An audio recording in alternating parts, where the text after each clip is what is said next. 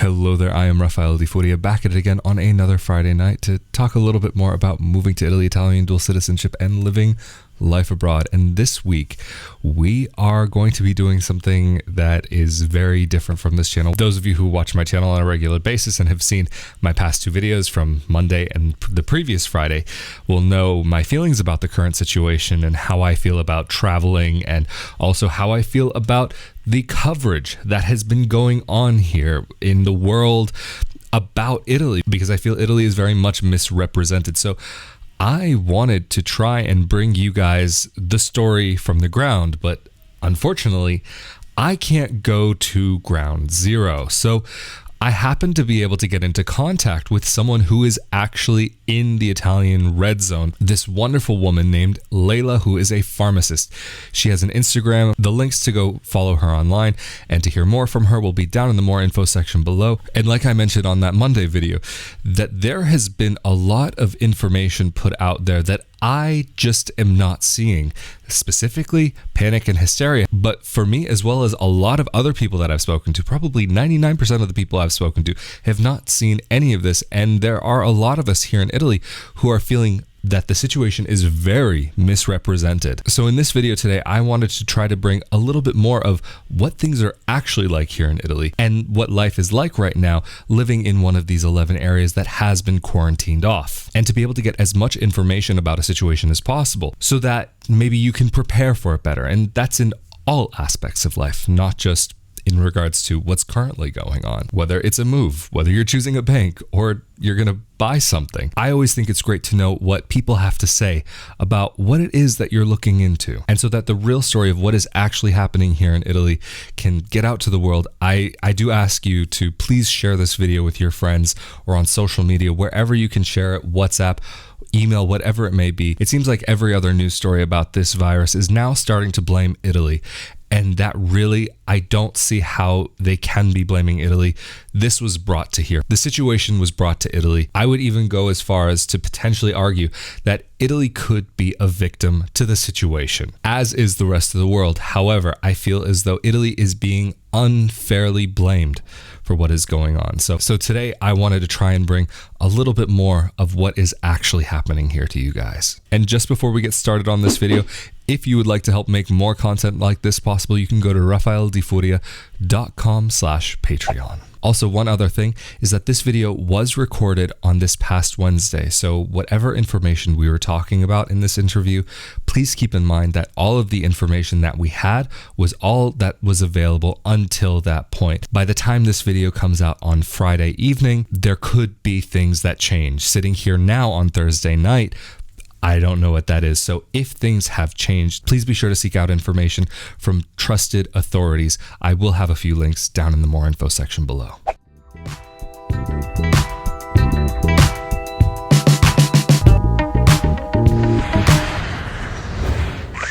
So Layla, thank you so much for joining me this Friday night. I really feel so honored that you've taken the time to come and speak to the world about what is going on in your situation. Maybe, do you want to take a moment to introduce yourself and who you are and what you do and where you're from? Yeah, sure. Okay, I'm Leyla Bicer. I'm a pharmacist, a mother, and I live in Casalpusterlengo, which is in Lombardy, North Italy. I live close to the city. Actually, it's like 5 kilometers away from the city where patient one with coronavirus showed up in Italy.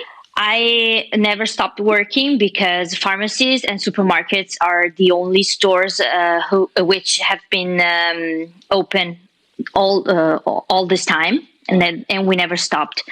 I also have an Instagram page where I tell what's going on in here, and I used it as my journal during this weeks, because now we are in the second week of lockdown. I started in using IG stories because I wanted to give people another point of view, not only the view that media show. So I wanted people to know how I live the situation and how it is to live in lockdown in Casalpusterlengo. And I think that's a very important thing that you're doing. It's something that not enough people are knowing about, because in the media, as we're seeing it now, there's only very limited information. Even the interview where I first found you and first heard about your story, it was a very short story. So tonight I was hoping that we could go into a little bit more detail of what actually the situation is. You and I actually were speaking earlier, and you were telling me about the situation, and it's just, it's horrifying. It's very confusing. Yeah. No, it's really, so, you know what, let's just start out with the first question. Do you feel as though that, I mean, this is clearly going to be a yes, but do you feel as though the current situation is directly affecting your life and those around you? And if so, how? Yeah. Well, since Friday 21st, we are in lockdown, so we are not allowed to leave the town. First place, it was more of an advice. Now it's mandatory. Well, it's been mandatory since actually Saturday, 22nd. So we are allowed to leave our houses. So we can actually go outside, take walks, going in the nature. I'm enjoying my countryside now. And but we're not allowed to go other places than Casale. And this is the worst part for me psychologically, because I really feel like my freedom of going places is gone. It's completely gone. And plus, all the schools are closed. So I have my twins to take care of, and that's huge. That's a huge job. That's the main job, actually. I can imagine. Other than working, because as I said before, I never stop working. So half day, I'm at the pharmacy working as a pharmacist, and the other part of the day, I am a full-time mother. Fortunately, my husband is home because he has a construction company which is closed. So we are now managing the thing, but it's hard. It's very hard. How is it really when it comes to family time and maybe spending that time off that both you and your husband would normally have away from work?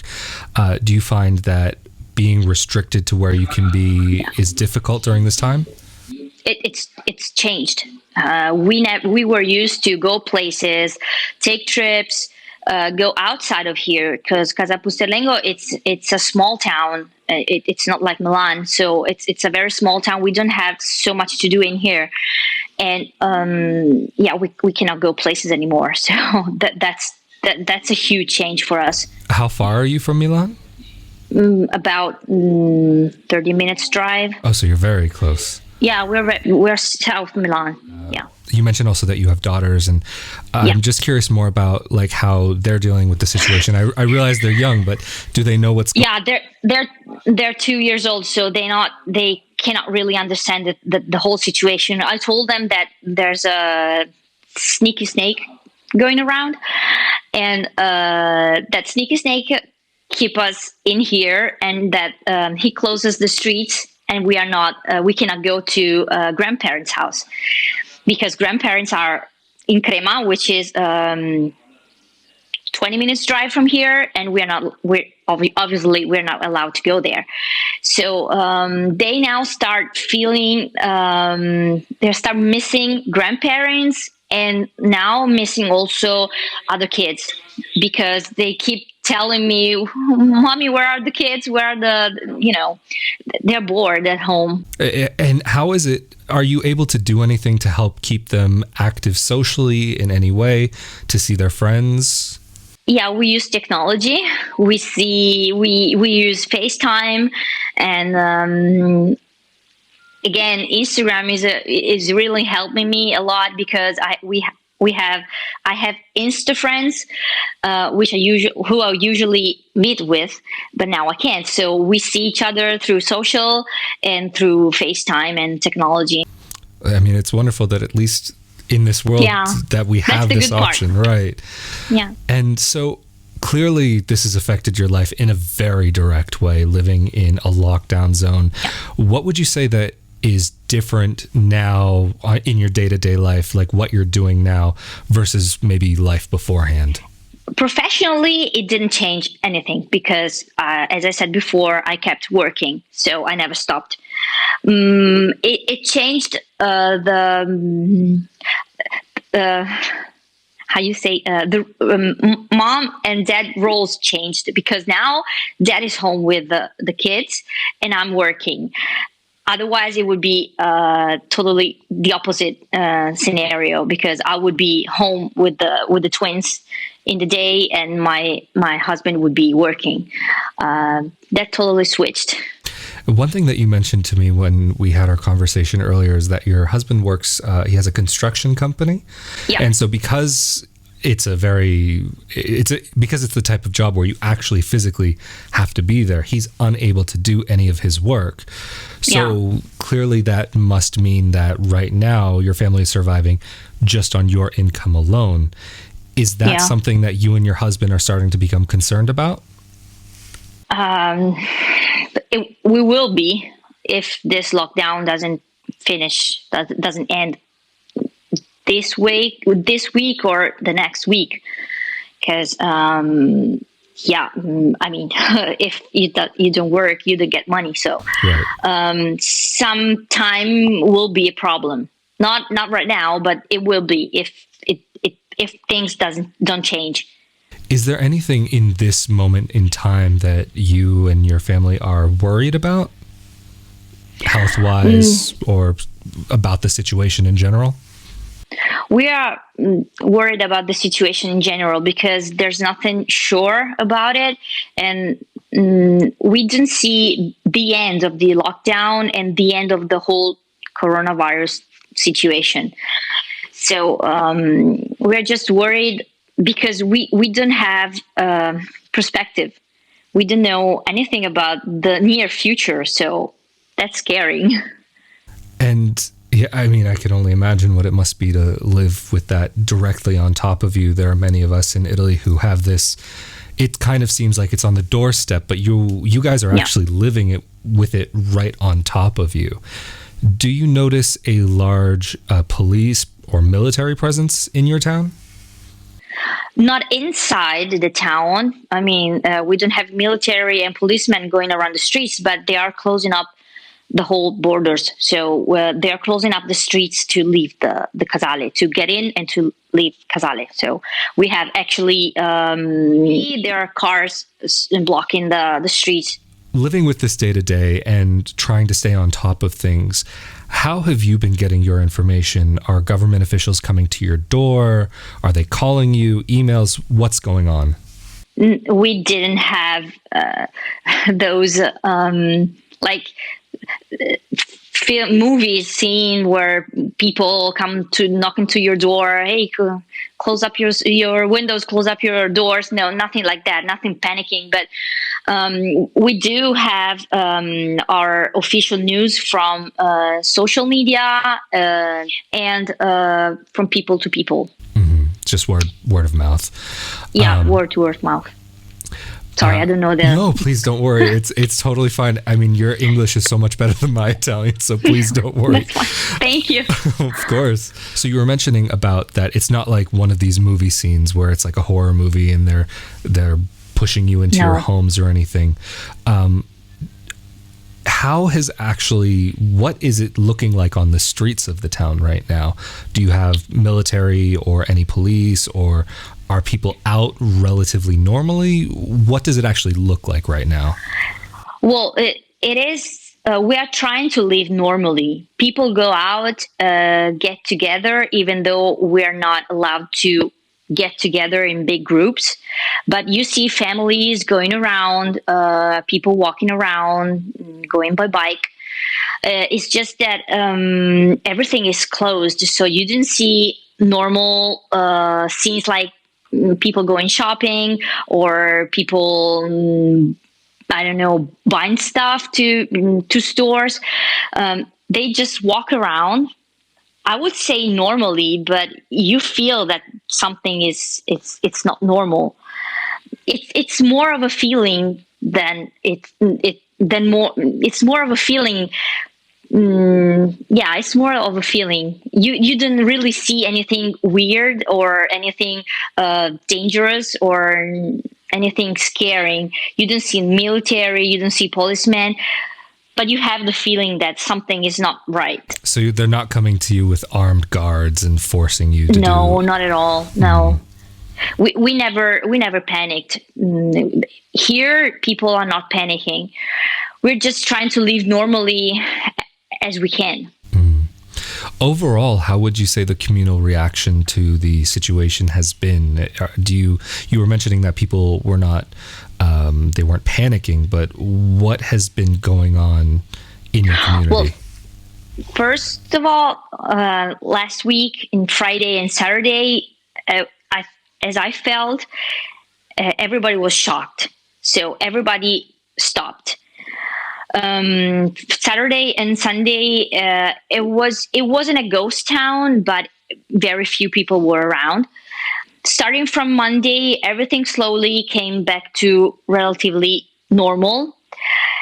Now I think people is just tired and they're a little bit getting angry because we don't have anything sure anything sure coming from authorities. We don't know how to actually react and act. We don't know what to do. We're just here waiting on something. That must be extremely frustrating. And it is. That's the frustrating part, because we don't have anything that you say, okay, if I'm doing this, I'm going to be all right and everything is going to be fine. No, we don't have nothing sure to hold on to. And I mean, especially you as someone who works in the medical field, who sees people on a regular basis, you would probably be one of the first people in your town to know if there's any kind of remedy to the situation, if there's some kind of... Yeah, of course. Yeah. So for you, that must be extremely frustrating because you can't go to somebody looking for the news. Everybody's probably coming to you looking for the news. Yeah. Do you feel like... People ask informations, but we don't know anything because we get news, we get information from news, from TV, from social media, reading newspapers. But I mean, we all get the same informations. We don't have anything new as pharmacists in medical field. So that must put a lot of pressure on you, just emotionally, from the community, but also on yourself. How are you dealing with that? I'm freaking out. I'm really freaking out because I'm the kind of person who needs to understand things and understand all the situations. So as I was saying before, I need to know what to do in order to get things done in the right way. So I'm really frustrated now. Today, I was trying to be positive, and I keep being positive. I'm for no panic and be positive, but now I am tired too, and my positivity is slowly going down. No, definitely, everybody has their limit, and even when you're trying to be helping people to push them up, to raise them up, you still need a bit of that support yourself. Yeah. Plus, I never stopped working, so maybe people are a little more relaxed because they're home, even though, okay, it's not a relaxed situation, but still, they feel like they are in forced vacation, okay? But I never stopped working, so my mind is always working. This is your whole life. This is everything you're doing. Yeah. So I'm always trying to react, and it's really frustrating now. So how do you feel as someone who works as a pharmacist? Do you feel like maybe you are at risk of a little bit more exposure? Are you having to wear a mask when you go out? Yeah, no, when I work, I don't wear a mask when I go out walking with my kids, but I do wear a mask at work, and it's mandatory now to wear masks when you go to supermarkets and pharmacy. Wow. So to public places. It's mandatory now. It wasn't last week. Yeah, I am. Of course, because people who come to the pharmacy are most of them are sick. So yeah, I think I am a little bit more in danger. But I know how to take care of myself. So yeah, we clean a lot. We clean a lot with alcohol. We wear gloves. We wear masks, and that's pretty much it we can do. Are you also in a shortage of hand sanitizing gel? I know that's been a big issue around the country. Hand sanitizer, it's gone. I don't know where it is. It's gone completely. Even here where I live, like you don't find it. I did see one little place with it just 2 days ago, and it was €5 for a tiny little bottle. It was crazy. That's crazy. Yeah, no, it shouldn't be that expensive. And no, it wasn't even like the Amukina or whatever it's called, the normal gel that you see everywhere. Like on a normal day in Italy, it's just you can't. No, it's crazy. Yeah. And we ran out of masks too. Really? We ran out of them weeks before the lockdown. Really? And now they're not coming. Actually, I think yesterday China gave us masks for free. Wow. So my comune, come si dice? Municipality. My town. Yeah, my town is giving some masks for free to all the citizens. Is it like a normal, like regular surgical mask, or is it like an FFP3? Yeah, it's a surgical mask. No, it's a surgical mask. Those FFP3 masks, which are the one that the masks that actually protect you from the viruses, you cannot find them. They're gone. I don't know. They're like unicorns. Right. You cannot find them. Even at the beginning of this situation, I was looking online, and I have regular seasonal allergies, and I had been thinking about ordering some last year, and they were dirt cheap. They were like nothing, like a couple euros each. But now, even for a package of 4, it's like 50, 100, 500, 1,000 euros. Yeah, we are using the same. I have a FFP2 mask in pharmacy, and I've been using it since the beginning of this all lockdown. So yeah, we don't even have masks for us to change. So yeah, that's horrifying. Absolutely horrifying. That's the worst part, because authorities are not doing anything about it. But I mean, I understand, because you cannot find them. So I don't know how they can't get masks. Right. No, nobody in the world is able to get them right now. I was talking to friends in America that they were looking and searching everywhere, and there is nothing. Nothing. They're all gone. And how do you feel about the Italian government's response to the situation? It's a new situation for all of us. And I think governments are just trying to do their best. They try and see how things work. I definitely agree, because there's just so much unknown right now. Yeah, it is totally a new experience. So I think they're just guessing. Right. Even this lockdown for us, now we have cases coming up everywhere nearly. So today I don't really understand if locking us down is that useful. I mean, I understand that they need data and actually numbers to figure out how this is gonna move on. But since there are cases everywhere nearly, maybe I think it's more useful to lock down the whole country, because I don't really see how locking us down it would solve everything. So do you feel that maybe your town and the other 11 towns that are on lockdown are maybe being treated a little bit unfairly at this moment in time? Well, a little bit, because I don't really understand why only us have to be locked down. Because I read and hear news that new cases are coming up everywhere nearly. It's beyond containment at this point. Yeah, I think so too. yeah.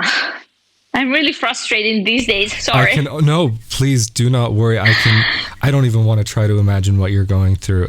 It's like I told you when we were talking earlier, even I've been shedding a couple tears since we've been talking. It's just so horrible to think about this type of situation and that people are living through this. So really, again, thank you. I mean, just to be sharing this, like, I still have a few questions for you if you don't mind, but it's really, I think, so important for people to hear about what's actually happening, because this is so underrepresented and, in my opinion, misrepresented. But what would you say your perspective is on what's going on in other parts of the nation in comparison to where you live? Well, I think it's pretty much the same. I mean, if you're talking about Italy? Yeah. Okay. Then I think it's pretty much the same. I mean, the virus is the same everywhere. So I think if somebody positive comes up, it's pretty much treated the same as it's here. So I think it's pretty much the same. And how do you feel about the global response to the outbreak in comparison to what's been going on here in Italy? Well, Italians are not seeing that good anymore. And I feel very sorry for it, because I cannot imagine being rejected abroad because I'm Italian. That really breaks my heart and completely changes my whole way of life, my way of living. And but I can understand, because media, when the whole thing started, I think they spread panic everywhere, because they were giving very bad news. They were pretty much the main part of the news were bad news, talking about people dead and how many people got positive. They are starting now to change perspective, and they are starting now to also to talk about who got better, who got cured, and about how many people survived the virus. But I think that they made a big mistake in the beginning of the whole thing. When you're saying they, are you talking about about the way they communicated the situation? The media or the government? The media. Uh-huh. I think I could agree with that. I just did a video about this earlier this week about how I feel as though there's just this. Yeah, I think that it was too much. No, everybody was talking about it. Everybody was talking bad about it, and using such language that it's just completely making the situation worse, rather than reporting on the situation as it is, how it is, and even some stories I saw were just making things up. It was really... probably, yeah. And that's why if you saw my first interviews on BBC and on CNB Canada, I think, I was trying to be positive, and my main goal was to spread the panic, because I wanted to, in my small part, I wanted to save Italian reputation abroad, because it's very difficult. I'm definitely there with you. I think it's, again, going back to the misrepresentation in the media of what's happening here, is that they're saying there's panic, there's hysteria, there's this, there's that. Yeah. But overall, for the most part, I would say 99% of the people that I've spoken to, they are not experiencing that. They're not seeing that. Even you were saying that in your town, people aren't panicking. Nope. They're concerned, but not in panic. Yeah, sure. Yeah, that's right. They're concerned. They're really, because they're really preoccupied. Yeah, they're really preoccupied, but they're not panicking. I mean, they're really lucid about the whole situation. But abroad, I as I told you before, I have an Instagram page, which is, it's not that big, but I do have a few followers. And I have followers living abroad, and followers who have parents working abroad. And some girls told me that they had parents going around I think London or Paris, and they were on a train or I don't know where in a public transportation. And when the mother of this girl started to talk Italian on the phone, she was left alone in the whole thing. People just were everybody scattering, left. right? Yeah, I remember you were telling me about this earlier. that's crazy. I would agree, and it's really sad to see that people, because of their origins, because of what language they speak, how they look, or whatever, they're being associated with something that may or may not have something to do with them, but more than likely not. I mean, I can say though, even here in Italy, I've noticed that here in Italy as well as abroad, that people have been mentioning more and more about how people from Asia have been treated in their country. And so it seems as though that same type of not behavior, but way of acting towards people is starting to happen more and more to Italians now. Yeah, that's sad. I agree. I completely agree. I mean, and especially I think this is something that has definitely already started to affect Italy, and the people here, and even I know in a lot of these tourist destinations, there's been heavy cancellations where they're not. Even inside the country, people from Lombardy, my region, are not seeing that good anymore. Really? Yeah. So that's something I don't have as much connection with the Italian community, like the inside of that part of the Italian community. So that's very interesting to hear your perspective. Yeah. Have you noticed maybe that among friends, or more kind of on social media like TikTok or something like that? Oh, people told me. Yeah. People told me in Instagram.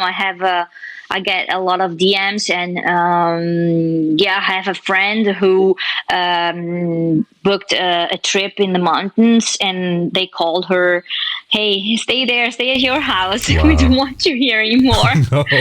Oh, that's horrible. Wow. Yeah.